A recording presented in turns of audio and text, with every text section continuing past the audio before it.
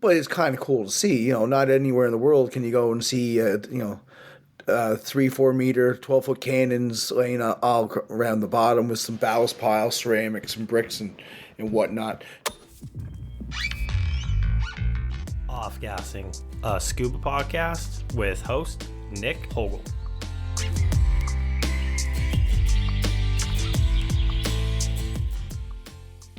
And we're back. I thank everyone for their patience during the impromptu hiatus. Some very exciting news to be announced, so stay tuned for updates and enjoy as we get back to our regular program. My next guest resides in the coastal town of Louisbourg, Nova Scotia. While Harvey Morash was working on his father's boat in search of sea urchins, he would experience his first breaths underwater. From there, this would lead him to seek out proper training. The challenging cold conditions would not dissuade him, but rather have an opposite effect to push him further. Teaching with the National Association of Underwater Instructors, a move into technical and overhead diving, the value of a challenge, shipwrecks, and much more. Please enjoy. Harvey, how are you doing this evening for you, correct? Yeah, it's evening here. Doing pretty good, Nick. How about yourself? It's morning over there, right? I believe it's a 12-hour time change. Yeah, it is. I got my coffee made. The sun it came up. Usually comes up around 7:30 over here. So and then real quick, just for everybody, where are you based out of? I'm based out of Louisbourg, Nova Scotia, up in Canada here. Pretty cold, and right now it's dark. I was gonna say, dark, what time? Very cold. What time does it start getting dark?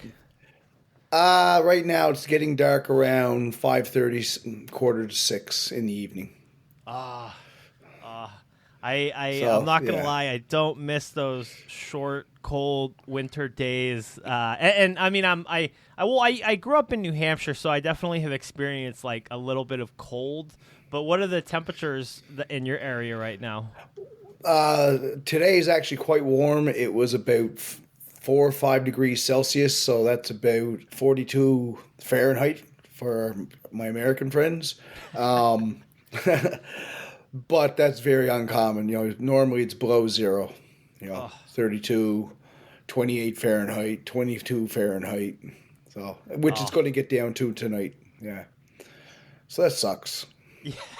So I like most of my listeners know, and I'm sure you know, but I've been living in Malaysia for the last it'll be 3 years in September. So I've become quite accustomed to warm weather. And when I went and visited Texas in March of last year, it was March of last year.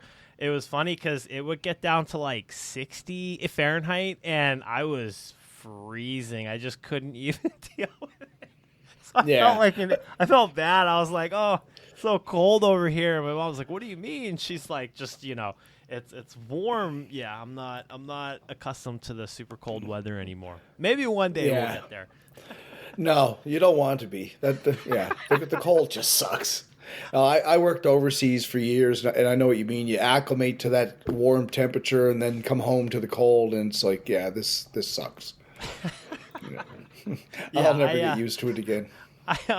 Although I do need to, I keep saying it, and I would like to get some cold water diving in. And speaking of diving, let's just I'll jump right in. So tell me about the first breath underwater. Tell me about that first moment underwater. How was it? Was it amazing? Was it horrible? Tell me what led up to that moment. Well, it was kind of funny, actually. So I live in a fishing village, and when I was much younger, I was a full-time fisherman. My dad had a license for harvesting sea urchins, and we had this diver aboard the boat who was down looking for the urchins, and he came up, and I just said, "Hey, that looks pretty cool. I'd like to try that sometime." He said, "Well, here's the gear. Go try it." He said, "Just don't hold your breath." That's all he told me. Don't hold your breath. So I, knowing what I know now, I'm lucky I didn't kill myself. But I think I burned through half an aluminum 80 in like, I don't know, 7 minutes or something like that. I got about 8 feet deep. My ears were screaming. He didn't mention anything about clearing your ears. Didn't know anything at all about that. Just, oh, this hurts. This sucks. And I'm swimming. And I'm huffing and puffing. He came up and he was like, how was it? I said, that was awesome. So, yeah. So from that point on, I was like, I think I'm going to take the training and try this out, see how I like it. Oh, that's awesome. That's awesome. Well, yeah, that is. Well, I feel like it's funny because I hear, I don't want to say I hear that type of story a lot, but where people are like, oh, I just tried it. It wasn't that bad. And it's, like you said, it's amazing because the chances of you being hurt are definitely pretty high. But like, so that's a good thing you didn't hurt yourself. But when you started going towards the training, how was that aspect? Was it soon after that you went towards the training? Did you find it difficult? Was it challenging? Well, it was a bit challenging. Here in Eastern Canada, there's, cold water. There wasn't much of a call at that time for diving, at least in my area. It's pretty remote where I live here. So I had to try to find an instructor, which was about a 3-hour drive, was the closest place I could find. So 2 of us from here, we signed up for the course, went to see the guy, and we started training. And all the training was done, I guess you could call it confined water. It was by a wharf in this small bay. So it was all, in the ocean, right? From day one, we were in wetsuit, gloves, hood, 25 pounds of lead or whatever it was we had on at the time. But at the end of it, I felt that it made me more comfortable, because it wasn't everything in a pool, and then all of a sudden I've got a 7mm wetsuit on with gloves and hooded throughout my entire training. That's what I wore. So for checkouts, it was just another day of diving, right? Although it was cold. It was like it was like April in the Strait of Canso. The water temperature was like probably 2 degrees. There was chunks of ice floating around on the surface, and I'm in a freaking wetsuit, and the instructor, of course, is in a dry suit, right? I was wondering why at the time. Now I know. Oh, that's funny. No, that is actually a very good point, it being challenging. So in my short teaching experience, and hopefully I'll get back into it, that's another story, but I say that like every other time I mention it. But in my short teaching experience, I would notice that, we would go from a warm pool, in Texas. I always say Texas cold because, I know it's not as cold as other places. But, we go from a warm heated pool indoors where people are pretty much in their bathing suits. And then we go in the wintertime to the lake where it's freezing. Now they have a 5mm or a 7mm wetsuit, the hood, the gloves. It became quite challenging. And I definitely saw, I don't want to say a lot of people where they were like, yeah, this is too much, but I definitely saw a fair share of people were like, yeah. I'll wait until summertime to finish this out. So that is kind of nice that you were able to go into that right from the start, because you don't really you don't know that it's challenging, because you're like, hey, this is what it is. If I want to do this, this is what I have to do. So talk about the progression from there. So like, did you eventually get into a dry suit, I'm assuming? And then, like, how long was it before you started to progress up the training standards, or was it a lot of fun diving right after the open water? There was a bit of fun diving. I spent about a year, probably 2, just diving. So I was probably doing not a lot of dives, probably in the neighborhood of 75 or 100 dives a year for the first few years. And, I realized diving in the winter in a wetsuit really, it's not comfortable, it's not fun. So, I decided I need to get into a dry suit. Did that training, and, of course, it changed everything. It was like learning to dive all over, because now I'm diving a 7mm back entry, restrictive movement. Yeah, it wasn't a good fitting suit, but I didn't know at the time. And back then, that was pretty much what we had. I started diving in 1991, so we're talking 92, 93. Right, so okay. It was a while ago, right? We don't have all the fancy, front entry tri-lame suits that fit great like we do today, right? It was just, here's one off the rack, here you go. That's it. Okay. I always like to ask, so the person that you started with, the person that you did your course with at the beginning, are you still diving with that person?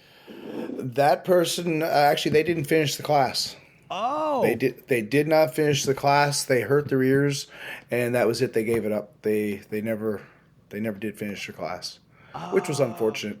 Yeah. That's a Yeah, bummer. Because yeah. I know I always like to ask that just because I know some people they'll start with people they end up diving with people for a long time. But that's a bummer. That they hurt themselves. As you progressed, was it just kind of the normal?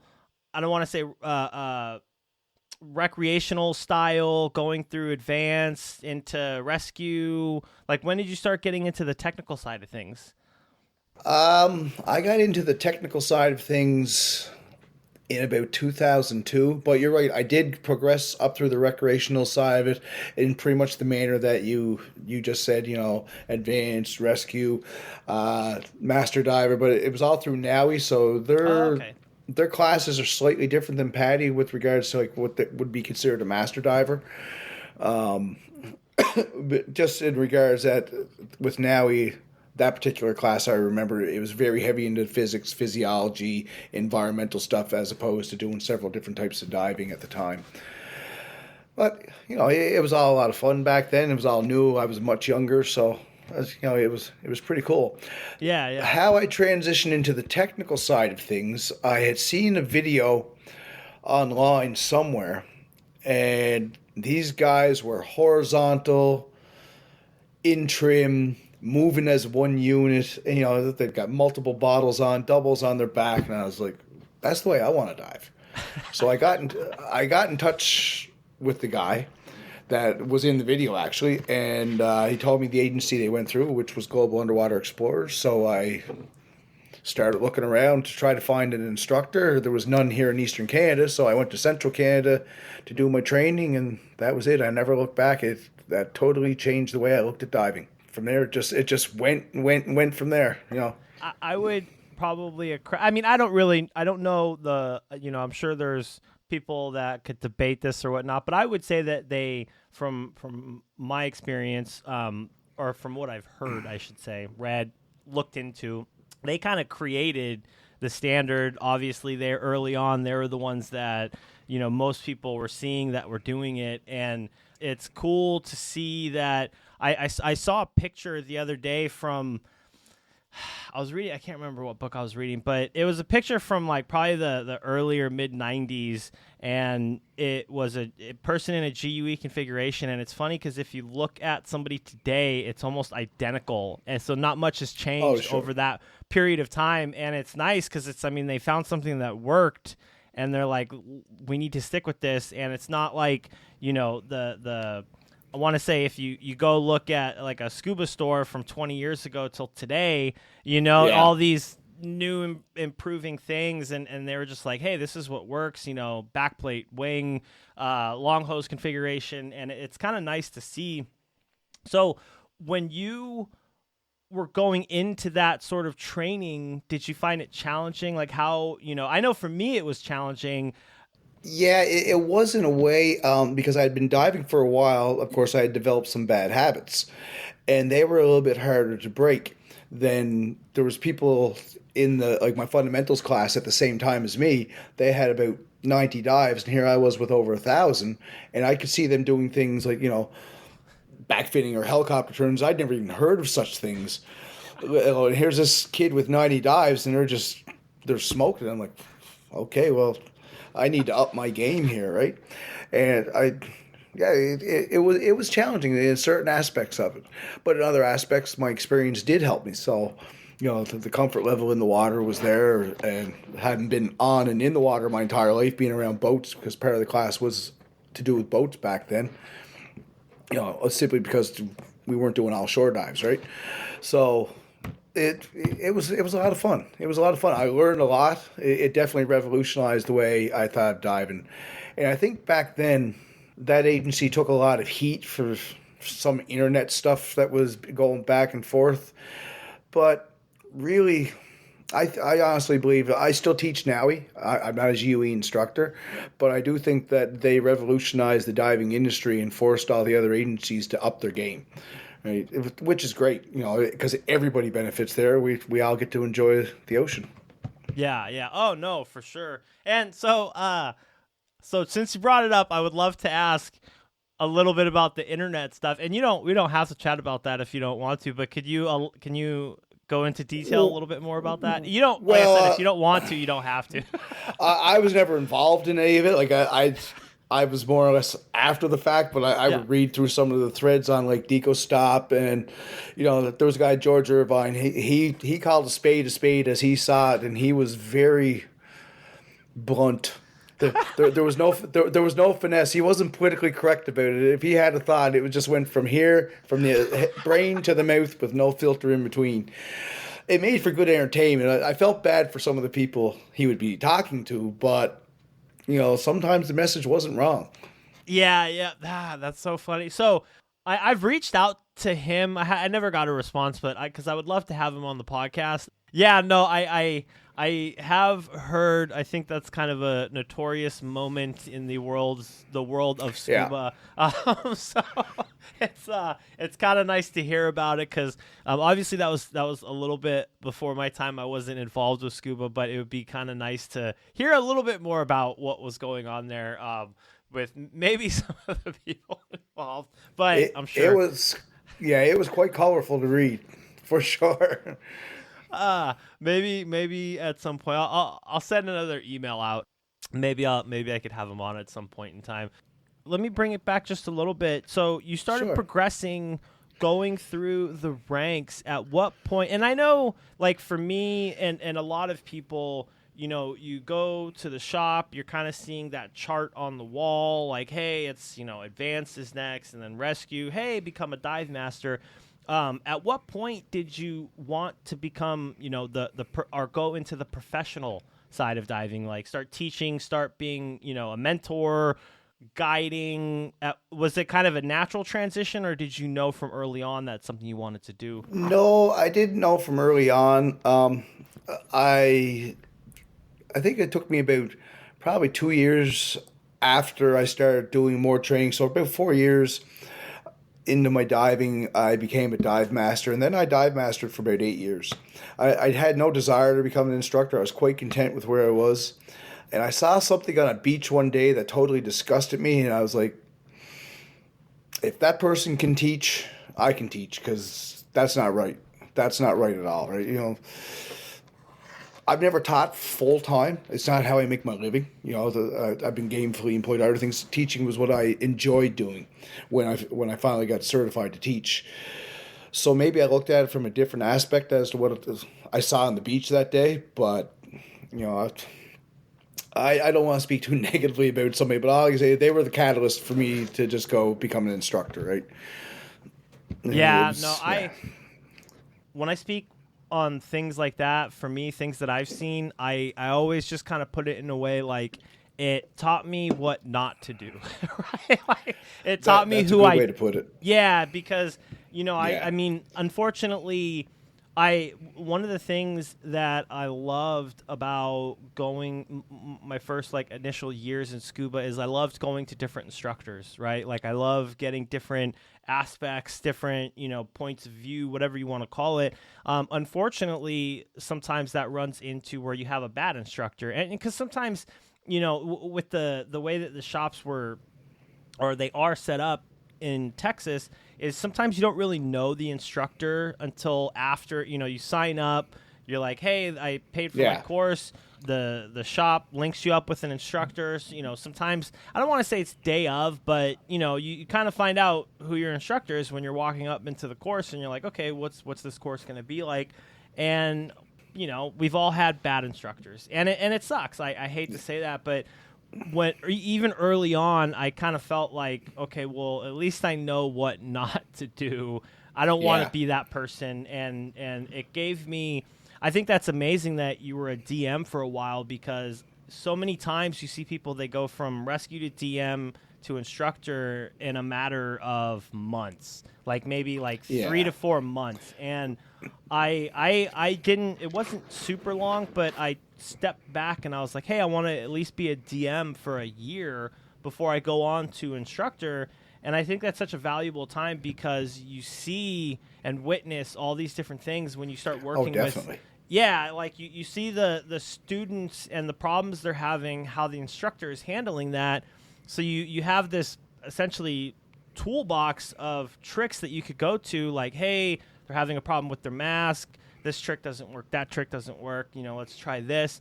As opposed to people that just rush right through, and then they're, here they are in this role model position, and they don't know how to handle it because they've never dealt with it before, as opposed to someone that's been a DM and they've seen the instructor handle it, and they didn't. I know you're in a role model position. You're in that position as a dive master, but I felt like from a dive master to an instructor, there's a little bit of a difference for sure.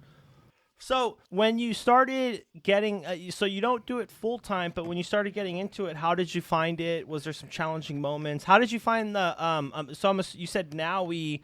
How did you find? I don't know the proper term for it. I just know like IDC, IE. That's the route that I went. But how did you find the training?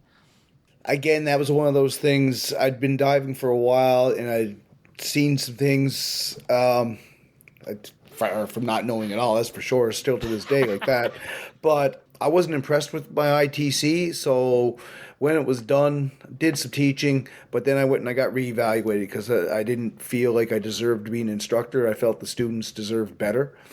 So I went down to Florida, hooked up with an IE there, and got completely reevaluated. Okay. And he tweaked a few things, and I felt like, okay, now I should be teaching. I feel like I could give the students what they deserve, because let's face it, the water doesn't care, right? Yeah. We can have whatever piece of plastic we want in our logbook, but the ocean, the lake, the cave, it just doesn't care. It's going to do what it does. If you don't mind me asking, can you elaborate a little bit more on what you felt was like the positives and negatives of going your ITC? Positives, I guess we did have a lot of materials, so there was lots of study materials, but it was just the whole evaluation process was a joke. It was a joke. I remember one point the IE was said, okay, now two of us were instructor candidates, and we were to role play, one guy assessing another guy type thing. But we were 100 yards away from him, and he's walking back and forth on the beach on his cell phone. He's not even paying attention. Right? And so we're like this is a joke. We've paid a lot of money for this, and really? It was like, what do you say to that? It's like, really? So, at the end of it, we just didn't know where we stood, right? Yeah. And then you went to Florida to get reevaluated. How did you find that? Was it obviously it was more thorough? You felt more comfortable coming out of that? It was much more thorough. There was a few key points that had been missed in my original ITC, which was cool. I mean, nobody's perfect. I'm not saying it was done deliberately or anything, but I felt much better. I was fortunate enough that the guy was a professional educator anyway. He was a professor at a university as well, so he knew how to teach. Right? Yeah, and it was great. It was. I really liked his style, and that's kind of what I've tried to adopt from my style. A bit of a laid back yet very high standard. Because again, my opinion is the ocean doesn't care, right? And so I want my students to be prepared. I'd hate to be reading the paper or listening to the news and hear that one of my former students was hurt in a diving accident that possibly could have been prevented. Yeah, no, that's such a valid point. The water does not care, No. even regardless of skill level. Like you could be the most highly trained or the most undertrained, and it'll equally treat you both the same. So Absolutely. So speaking of, you kind of mentioned cave there. So tell me a little bit about your overhead journey. I just started, I felt like there's some points where I was kind of working my way into it, but tell me a little bit about what got you into the overhead. Well, we have wrecks around here. Not so much where I live, but down further to the west in Nova Scotia, there's quite a few World War II wrecks. And I really wanted to go into those. But there was nobody in the area that I felt would be a competent, no, that's not the right word, experienced in an overhead environment, a true overhead environment. I don't mean just like a swim through where you can see daylight. I wanted to learn those skills. So I had already done my Tech 1 with GOE, and I thought, okay, well, Florida seems to be the spot where the caves are. So the same guy that did my ITC reevaluation, he was a cave instructor. Ah. So I reached out to him, and yeah, we did the cavern portion of it, and then we went into cave, and I did my cavern and cave back to back, and then 25 dives. Now he at that time required and still requires 25 dives in between each level of diving. So there's none of this, going from non-certified for cave to full cave in 2 weeks, right? Which I liked. And yeah, I didn't know if I was going to like it because I am a bit claustrophobic if I can't move. So I just don't go in anywhere that is that tight that I can't move, right? Yeah.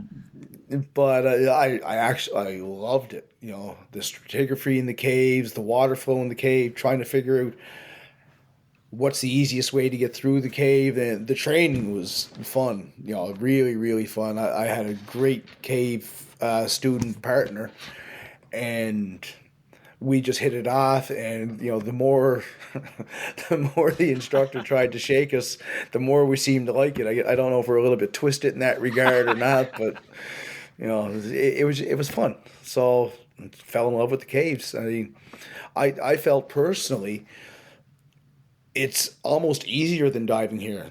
In Florida, there's steps that go into the water. The water's 70 degrees year round. I don't need gloves. I don't need thick underwear. Wow, this is awesome. Let's go. That's funny. So I'm very much the same way. I think that I am not much into the smaller caves, but I'm also still very, very new. Like I just completed my cave training pretty much like May of last year. And congratulations. Thank you. It was in Mexico, and I actually I want to go to Florida. I mean, I don't want to say, all caves, I'll admit they scare me, but it's finding that level of scared and being, finding the comfort within it. But Florida caves, I want to go and learn there because it is a different beast. There's high flow, it's deeper. So I would love to go and take a course with somebody in Florida and just get to know, because at this point I know Mexico caves. I've done a little bit of cave diving in Indonesia, which is very similar to Mexico. And I definitely at some point need to get out to Florida. But yeah, I'm very, very much the same way. I like the big, massive rooms to where it makes you just feel like this tiny little entity in this foreign world, and I'm slowly getting a little bit more comfortable with the smaller spaces because it's kind of like you said, or like I was saying, finding that level of scared and being comfortable as you move up. But a question I actually have, so when I knew that I wanted to get into cave training, I actually went and took an advanced rec course, and that's why I always say like I started my overhead journey, or I was kind of prepping up to it, even though in the advanced rec, I mean, it is technically an overhead. It is an overhead environment. You're doing penetration. But tell me about because I should have apologized for not asking this, but tell me about the diving in your area. So you said there's wrecks. Is it wrecks that you can go in and penetrate? Have you been back and gone into those wrecks since you became certified in the overhead? But I guess start with tell me a little bit about the diving in your area. I should have asked that first. Sorry. In the area that I directly live in, the water's usually what you guys would call frigid. It'll get up to 70 degrees in the summer, but that's only for several months. Usually, I would say 50, 55 degrees Fahrenheit's our average temperature here. Of course, this time of year, right now, it's about 34 Fahrenheit. I'm going to grab my jacket. It's a little bit cool. It's a little bit cool. Cold. So right here in Louisbourg, where I live, what we have, they're shallow. They're flat. The storms beat them to pieces. But there's several 18th century French warships in the harbor here. Now, the harbor is a closed harbor, so you have to have a permit to dive here. But it's kind of cool to see. Not anywhere in the world can you go and see, 3-4 meter, 12-foot cannons laying all around the bottom with some ballast piles, ceramics, and bricks and whatnot. Just down the coast, there's a few more modern wrecks, steel. But again, if they're shallow around here, they're flat because the hurricanes will just flatten them right out to like pancakes. Or they were blown up and salvaged in the 60s. The 3D wrecks, they're usually in the technical range here in Nova Scotia. And there's not really any of them here in my area. Well, there is one, I don't know if it's 3D or not. I haven't gotten on it yet. I found a wreck. It's in about 200 feet, and I need to get out and get on it. But I haven't been on it yet. So I can't wait because it is a virgin wreck. I know nobody's been on it. I know that for a fact. I have no idea what it is, but I'm going to find out. And soon, I hope, if this weather would ever straighten up. So how did you just have you have your own? I'm assuming you have your own boat. Do you go out and search for wrecks? I have a boat. I try to. Well, I mentioned like years ago I was a full-time commercial fisherman, and we would see roughly the same course all the time heading out towards the fishing grounds. And every once in a while on the sounder, I'd see this. It looked like a gumdrop on the bottom of the ocean. I never paid any attention to it. I thought, okay, it's just a rock.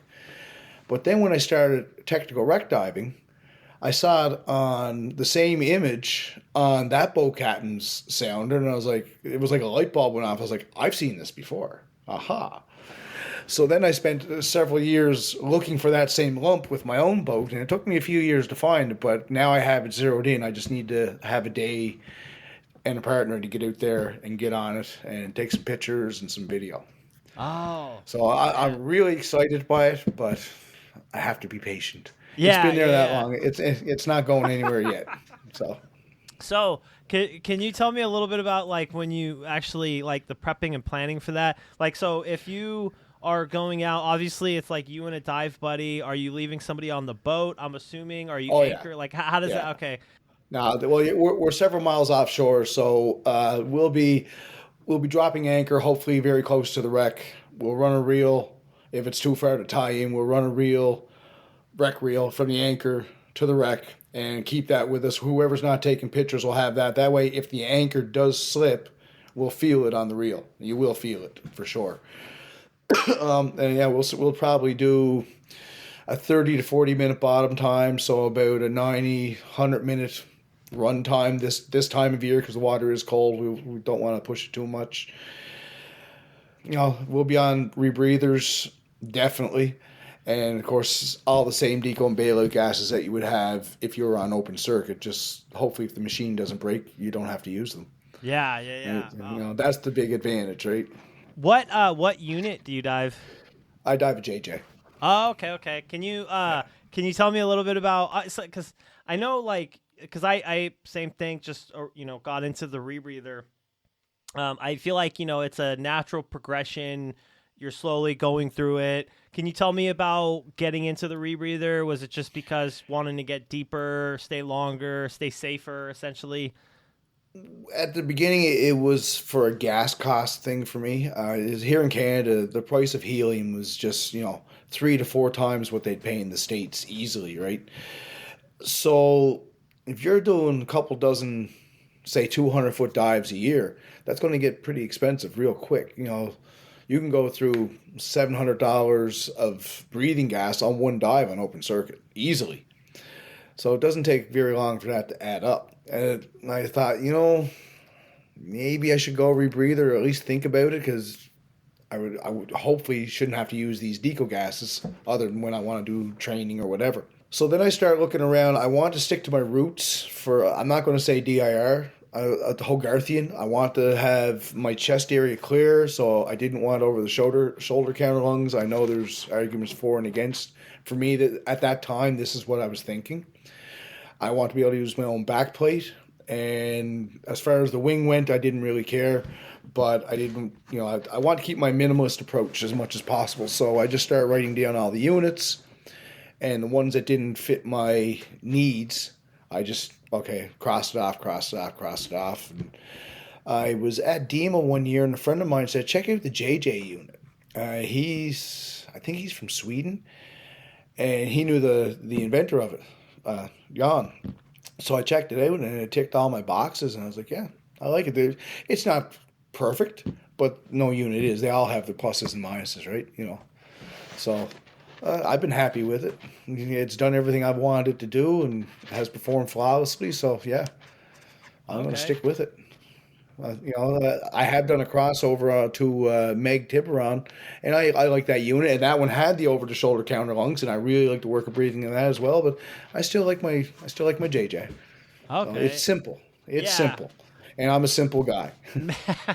I've heard many good things about the JJ. At some point, I'd like to try that unit because what do they call it? The 4x4 of rebreathers. Like you could put that thing through the toughest Yeah, situations. and you can dive it in different configurations. I've dove it in the stock unit, and I like it. Right now, I have it configured the GUE style with your bailout on your back like doubles. I like that as well. I dove it in the stock configuration with offboard diluent. I like that. It's just I'm always switching it up to try to be proficient in a little bit of everything, but a master of nothing, I guess. But it's always good to continually be training and learning new things, right? And all this stuff it helps to keep it fun. The back mount double bailout for boat diving, I really like it.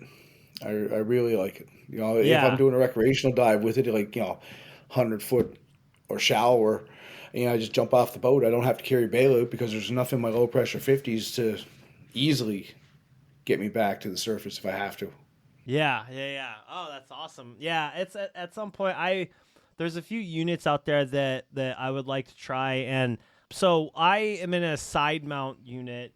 And I know it's funny you're saying about like the arguments. Everybody there's always everybody has their own party that they like to join, and I went with a side mount unit. Some people were like, "Oh, you don't need to start on a Which side one? mount unit." I'm on the Fathom Gemini.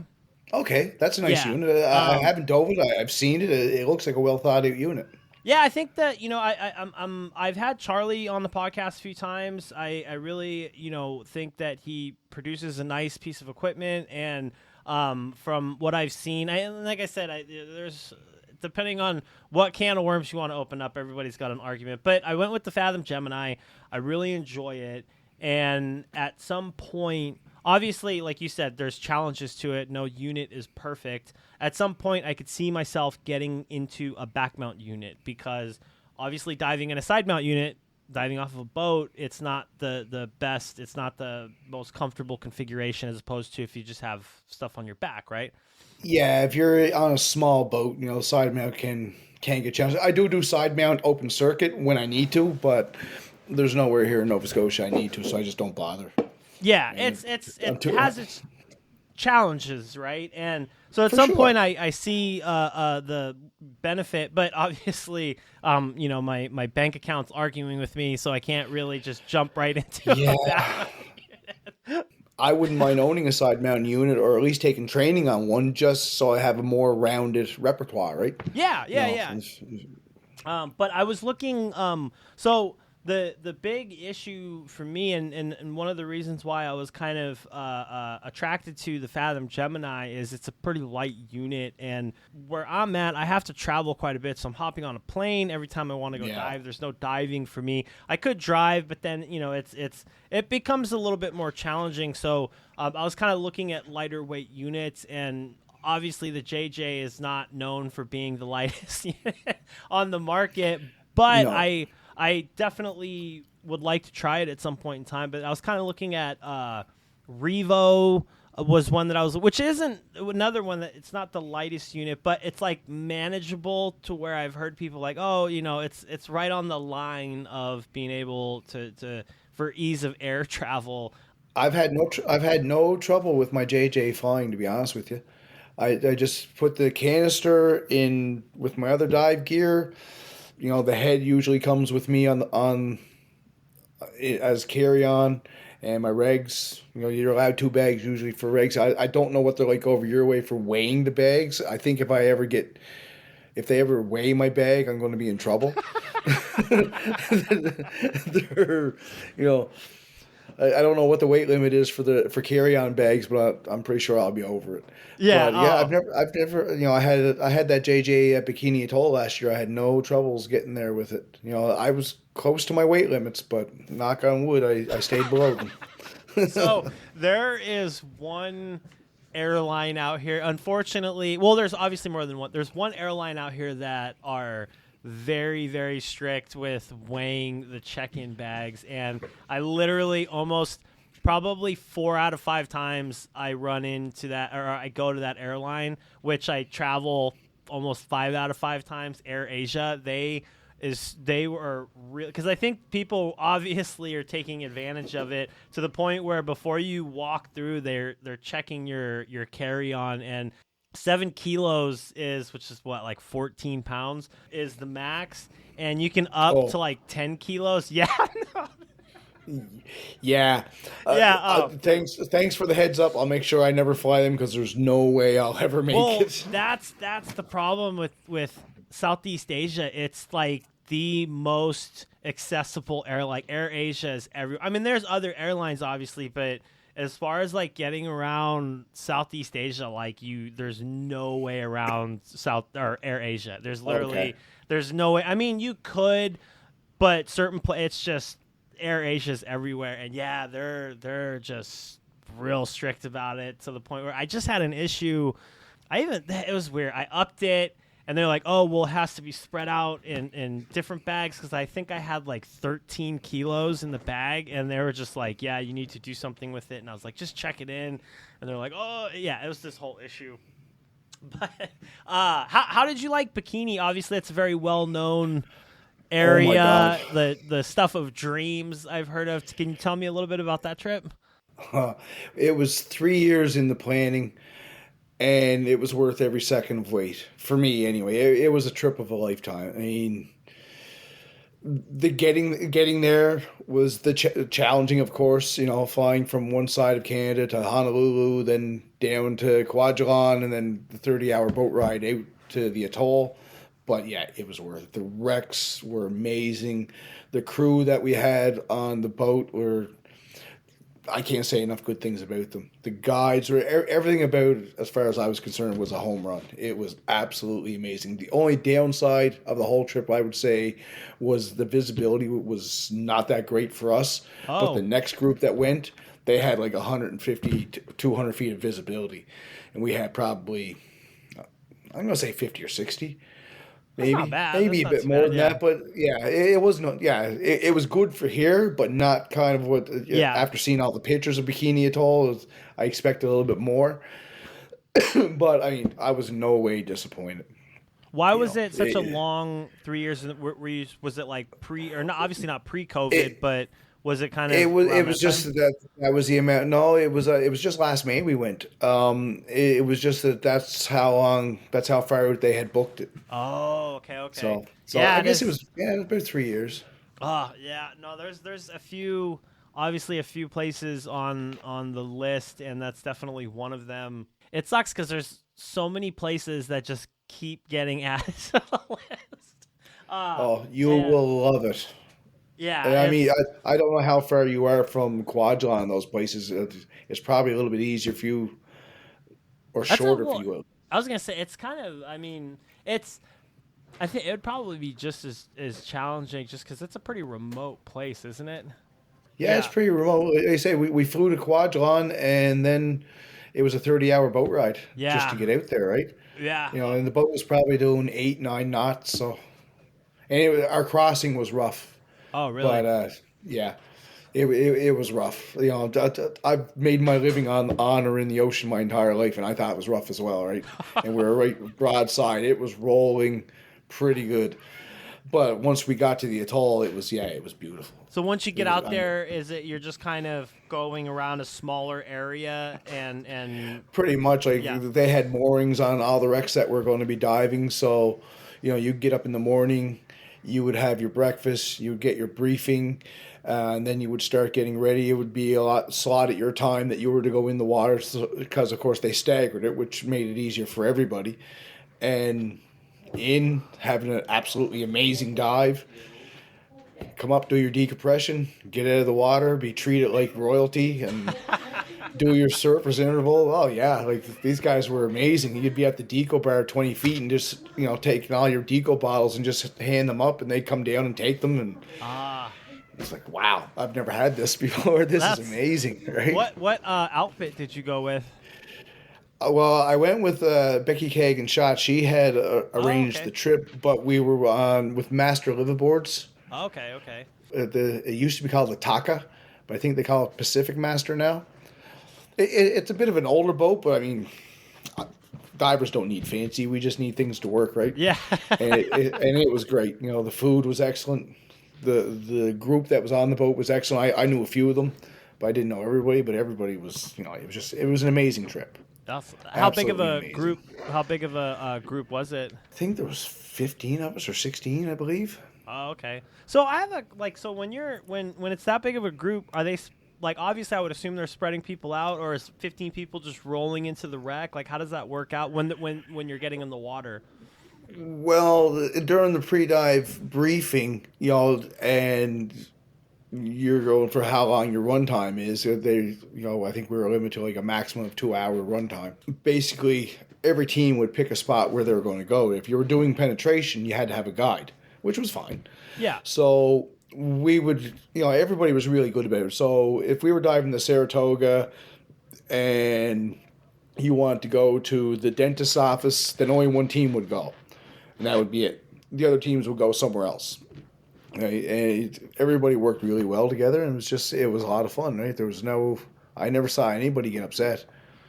Just on the way home when we had to all get back to real life, but. That's usually the worst part of the trip for sure. Yeah. And then my question I wanted to ask, I sorry, I've been meaning to ask this. I get jumbled up, but I don't come in here with a script, so I always see where it goes. It's okay. And it's been a great conversation. But tell me a little bit about Louisbourg Scuba Services. Well, it's just a tiny little shop. I'm a one-man band. I mainly opened it just to teach. I didn't want to do sales at all, but the way I teach and the equipment I dive, I didn't feel it would be right for me to be in backplate, long hose, bungee neck, backup reg, and have my students in the regular jacket style BC with the regular configuration when I feel that the long hose is a better, more streamlined setup. So I was kind of forced into opening up some dealerships to be able to bring in the equipment to do that. It has its challenges here in a fairly remote area, but I think it's been worth it. It's given me some satisfaction, and I think it's put some pretty good students out there that have taken the training in that type of equipment. So, I'll do a little bit of everything. Some light commercial work for the fishing boats around here, but teaching, surveys, whatever. It doesn't matter. Equipment to service, of course.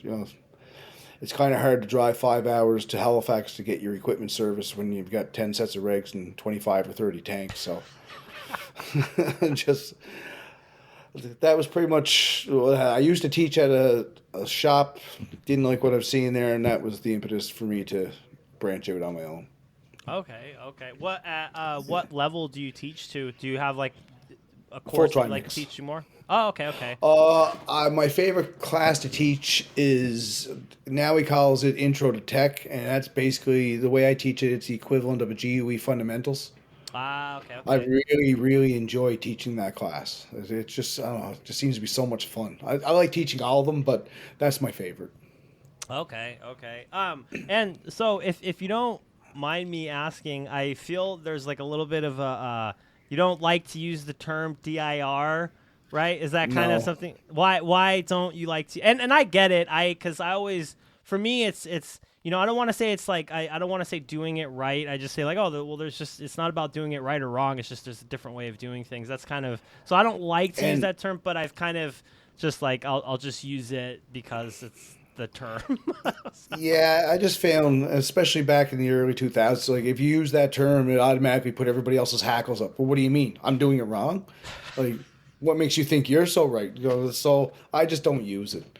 I use Hogarthian. I was very fortunate to meet Mr. Maine one time at Ginny Springs, actually, and we had a nice conversation. And I was like, all the things I've heard about DIR and Hogarthian, this is the nicest, most laid-back man I think I've ever met in my entire life. Like, yeah. So You know, it was kind of a bit of a shock to me. You know, I kind of expected this very stern firefighter, and it's like, no, that's not this guy at all. You know, Yeah. just Oh, seeing that's funny. the step away, that's when people would get really, you know, it must be this way, it must be that way. And, oh man, No, that is very true. I've met people on the podcast that even meeting people in real life, and you think with the just per the I don't what's the right word just everybody around them, not you think they're gonna be one way, just the whole how basically like when I met so I had Jared on the podcast, and before I never met him before, and I was just thinking because you kind of get this perception of GUE and like you said the DIR divers, this like, oh, we're the best of the best and we're blah blah blah blah, and I thought he would be one way, and he was very different. Completely blew my mind on how different he was than what I thought he was gonna be, and super nice guy. Like I feel like if you were to meet him outside of the scope of scuba diving, like obviously I'm sure scuba diving would come up, but it's not like he's out there being like, I'm this or I'm that. He's just he's a super nice guy to have a conversation. And he's just like that. And to be honest, I feel like some of the most accomplished people I've spoken to are the most humble. Like you would never know the things that they've done, unless you started kind of bringing it out of them. And usually the loud ones are, I don't want to say the more inexperienced ones, but usually they're kind of it comes with the territory, right? Like they're the more insecure ones, I should say. But yeah, it's a strange world we live in. It is. But so yeah, I was just so it's funny. I think about this every now and then. It doesn't really bother me because I don't know what I would have done with it, or I probably would have used it. But very early on, I didn't know the significance of this. But I was given a doubles wing, and it was a Halcyon doubles wing, but it actually had the DIR stamp on it. Oh, that's an old one. I know. That is an old one. I ended up giving it away because I wasn't like, I was like, oh, I probably won't do doubles or blah blah blah blah, and it'd be funny because it'd be funny to have it, but I just know it'd be one of those things that would just kind of be tucked away, or it'd be hanging on the wall or something. Just because I dive doubles every now and again. I have another doubles wing that I ended up getting, but I believe it was the horseshoe and not the donut. I can't remember. Yeah, but I believe it was. That'd be the Explorer. Yeah, the Explorer is the horseshoe.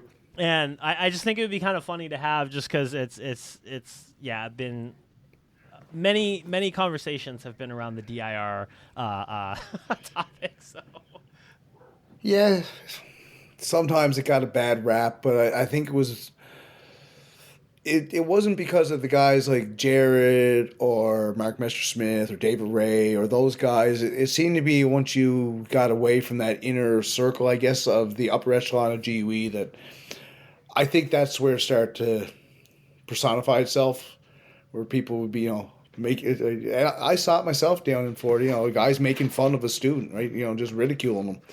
And it was terrible. Yeah. Absolutely terrible, right? The guy is here to learn, and you guys are belittling him like that. It's like, I'm glad it was that guy, not me, because they would have got a totally different response. I don't have much of a filter. He just kind of walked away, but which was the best thing to do, I guess. Yeah, and the thing is, I think that the I don't want to say GUE crowd, but the DIR crowd, whatever you want to call it, crowd, they'll get kind of a bad rap, but in reality, I mean, I've seen it even in recreational scuba, right? Like it just happens, and usually, it's the loud, insecure ones that are out there pushing it, and we'll get it. It'll get sorted out at some point, but oh, for sure. Go ahead. Sorry, go let's ahead. just have fun, right? Let's just have fun, right? That the diving's supposed to be fun. Yeah, doing it fun. There we go. Doing it fun. Yeah, there we go.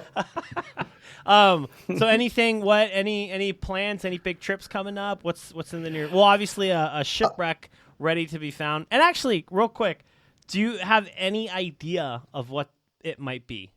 I was told by a gentleman who has since passed away that it was a long-range Spanish fishing trawler that had hit a reef near an island not too far from here, and it tried to get back to Louisbourg, but it foundered and sank several miles before it was able to get in. Now he went into great detail about this, but none of the other locals around here seem to know anything about it. Like all the older fishermen, they don't know anything about it, which I find kind of odd. But the guy was extremely credible. His name was Alex Storm, and he was an early day treasure hunter here in eastern Canada. You know, he found several large treasures. And when he showed me his logbook, even at his advanced age, his mind was sharp as a tack. You know, so I believe what he said. So when I go down, that's what I'm expecting to see is a fishing trawler. Ah. Now, I'm hoping it's a sub, but I don't think it is. There's no record of any subs around here being sunk. But if it was a sub, that would be extremely cool. Yeah. Oh, because there's not supposed to be any sunk around here. Yeah. Oh, that's yeah. But it's most likely a fishing trawler. Well, I look forward to hearing about it. No, well, it's funny. So I just got back from an area in January. I was out there for a little bit last year too, and it's a place in Indonesia, and there's a lot of dry caving. So when I got into cave diving, it kind of opened up my eyes to dry caving, and so I've been exploring that route a little bit. And it's funny, kind of like you're saying. So I'm in this area. I'm asking people about like, oh, are there any caves? There's a few caves. I ended up going in one, and I ended up going in a couple. But how, you know, people that are living in the same area, you'll ask one person, and I'm like, I have no idea. I don't know what any caves are here. Then you ask another person, and they're like, yeah, there's a few caves right over there. Let's go. It's 30 feet off the road, you know, and it makes the search exciting because you know you could literally get 10 people that have been living in the area, ask 5 of them have no clue about the caves that are right off the steps, and then other 5, you know, maybe one of those people like, yeah, I can bring you to 15 caves right now. So it's the hunt and the search is an exciting thing. So I'm very envious of you being able to go out there and search and hunt for shipwrecks. It is fun. You know, I love finding them, but I'm extremely lazy when it comes to doing the research to find out what it actually was. It's just, okay, I'm diving this wreck. It's awesome. I have no idea what it is. It's a wreck. I know that. I'm happy. Have you found quite a few of them out there? I found a couple old ones, like 18th century, where you find a few cannons here or there, because there was a lot of military activity on this coast back in the 1700s. And I found a few spots that there's some cannons and a few anchors, so it's really cool to see. Do I know if it was British or French or Spanish or whatever? I have no clue. But I just didn't do that much research onto them, well, any research really, and I didn't have a camera system at the time. The last time I was on that one that I found, so I didn't take any photographs to send to the Parks Canada Marine Archaeology Unit. I've been very fortunate. I got to work with those guys here for years in Louisbourg Harbor. They taught me how to map shipwrecks, and they're all marine archaeologists, and here I was, just a new guy hired to help out. And next thing I know, I'm in the water mapping with these guys, right, doing field notes and stuff. It was great. Ah, that's awesome. That's awesome. Yeah. So you have a camera set up now? Yeah. What do you shoot on? Yeah. I'm shooting a Nikon D850 with 16 mil fish prime lens, fisheye lens in an Aquatica housing with an 8-inch dome port, and I've got strobes, video lights. So I bought Jeff Lindsay's outfit when he upgraded to Z8 actually. Oh, okay. Yeah, so I absolutely love, I call it dry photography. I've been trying to get more into that, especially this year. It's something that it's been a hobby of mine kind of on and off for years, and I'm trying to take it a little bit more seriously. So I love photography, and at some point I want to bring it underwater. Like it's funny, the things that I want to do, they're just not cheap. It comes with a pretty penny. Because I mean, I feel like, yeah, as soon as you get into that, the underwater housing, the strobes, Yeah. and just the maintenance. I mean, it's almost like okay, which route do I want to? I want to go the rebreather route or the photography route. Each is going to be just as expensive.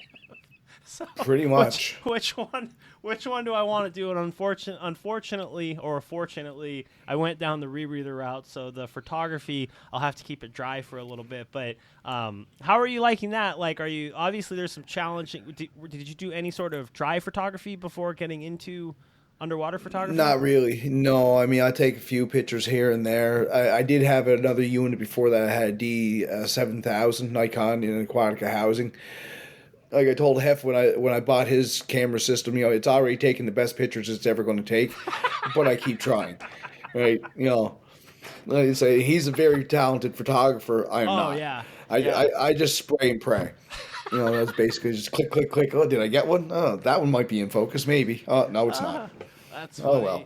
Yeah, I eventually would like to. I definitely think that there would be some obvious challenges going into that, but it's scuba diving in general is obviously not the cheapest sport, but I feel like you hit a level, and once you kind of hit this level, it's like, okay, well, now just take all of my money because this is where it's all going. Pretty much it. That's pretty much it. Yep. And that's exactly it. Yeah. You go, first it's a single tank, and then it's double tanks, or it's single tank with a stage. It just goes and goes and goes. Oh, I've got a GoPro. You know what? GoPro is all right. Doesn't really do what I want it to do. Then it's a big camera. Oh, geez, it's all so heavy to drag. Maybe I should get a scooter. Oh, there we go. I swear the last year, 2024, it started out like my first set of traveling was, like, okay, I can keep everything under 50 pounds. Okay, now I need 2 luggage. Yeah, it's just, it's becoming, I'm just literally, we traveled back from Indonesia, and we were planning on being there for a month, and God, the weight killed me of the stuff that I not even had to, but I wanted to bring out. Obviously, there's a, want versus need. But yeah, the weight, I swear, like I could have bought another airline ticket with the amount of bag charges. It was, But that's par for the course too. It is. So that's just a part of it, right? It is. It is. Well, shit, man. Let me throw out my last question for you before I let you go. So somebody that wants to go out and search for shipwrecks, what is the best piece of advice that you could give to that person who is just sort of getting into diving? They want to get into shipwrecks. They have a boat. What is the best piece of advice you could give for that? They're just getting into diving. Don't go inside that wreck. Well, not just getting in. Yeah, sorry. Like I should say they're getting into that side of diving. Maybe they've been a diver for a little bit, but somebody that just is more interested in the shipwreck side of things. I guess with today's technology, get some electronic navigation apps, and there's a lot of wrecks that are on these apps that maybe nobody's ever dove before. Then again, they may do some research in a museum or archives if they're really serious about looking for a particular wreck. Spend some time reading and get a general idea, and then go looking. I know you can go with a magnetometer and side scan and all that stuff. Again, more money, but with just a simple sounder and some fuel, you can cover a lot of ground, and you can find some stuff. That's essentially what I've done. I haven't gone out and spent thousands of dollars on a magnetometer. Just regular old electronic sounder. It'll work. So, just for the non-knowers, me. What is a magnetometer? What is that? Magnetometer, it's like a little torpedo-shaped thing that gets towed behind the boat at a particular depth, and it picks up ferrous materials. So it's a metal detector. Yeah. Same idea as that may be along the lines more of what more people would understand, but same idea. It won't show an image, but it'll show a metal spike. What's here? It could be a cannon, it could be a wreck, who knows, right? Okay.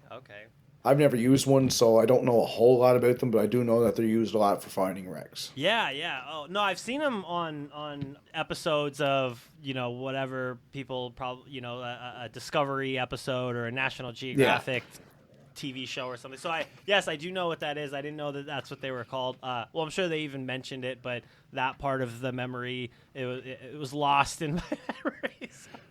And they have other things the same way, like side scan, sonar. They do the same idea. They'll tow them behind, and that will show the image of a wreck that's off the bottom a little bit, right? It'll show that shadow. And yeah, I think that would be very exciting to have one of them. That would be great. A lot of these fish finders nowadays will have them, but I don't think they have the same resolution as these tow behind models. Harvey, man, I absolutely appreciate you joining the podcast today. Thank you for taking the time out of your evening to come on and tell us a little bit more about your story, your journey. Thank you very much for joining us, and hopefully you had a good time. Oh, I had a great time. Thanks for having me, Nick. It was a pleasure to meet you, and look forward to hearing more of your podcast, man. When I'm on those long drives down to cave country, that's what I'm popping in. That's what I'm listening to all day.